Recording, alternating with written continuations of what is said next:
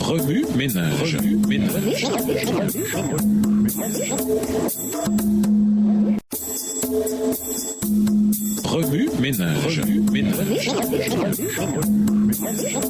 Bienvenue dans votre émission Remue ménage. Nous voilà à la leçon de dimanche. Intérioriser des ennuis au paradis. L'acte sexuel est, dans l'idéal, une célébration désintéressée de la mutualité, de la différence, de l'unité et de la pluralité en présence d'un Dieu qui l'approuve. C'est la rencontre émotionnelle, physique, intellectuelle et spirituelle de deux adultes consentants. Mais dans la vraie vie, nos expériences correspondent rarement à l'idéal. Nos différences nous divisent, tandis que notre similarité évoque des insécurités. Nous aspirons à l'individualité au lieu de l'unité et à l'homogénéité codépendante, là où il devrait y avoir un caractère distinctif. Les éléments mêmes qui devraient contribuer à rendre l'expérience satisfaisante sont pervers et transforment la bénédiction en malédiction. Au lieu d'améliorer les aspects émotionnels, physiques, intellectuels et spirituels de notre vie, notre sexualité peut en réalité les dégrader. Sans parler de la relation sexuelle idéale, certaines estimations indiquent que les couples engagés dans une relation ont des relations sexuelles entre une fois par semaine et une fois par mois. Même lorsqu'il n'est pas parfait, l'acte sexuel aide un couple à se rapprocher d'une manière qui est unique à sa relation. Pourtant, dans le cas où la sexualité devrait être librement exprimée, les couples ne s'engagent pas dans cette expérience. Dans 1 Corinthiens 7, le verset 5, Paul instruit les couples mariés. Ne vous refusez pas l'un à l'autre, à moins que, d'un commun accord, vous n'agissiez ainsi momentanément pour vous consacrer à la prière. Mais ensuite, reprenez une vie conjugale normale. Sinon, vous risqueriez de ne plus pouvoir vous maîtriser et de céder aux tentations de Satan.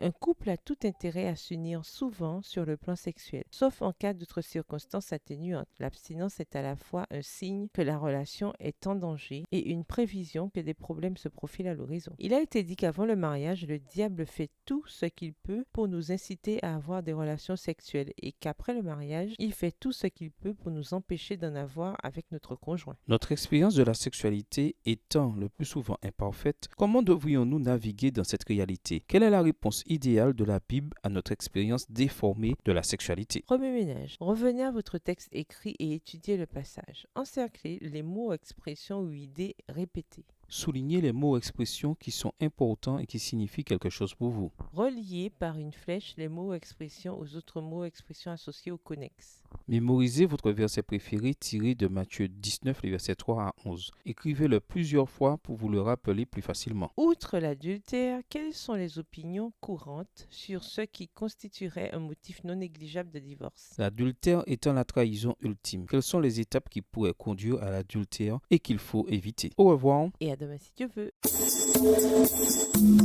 Remue ménage. Remue ménage.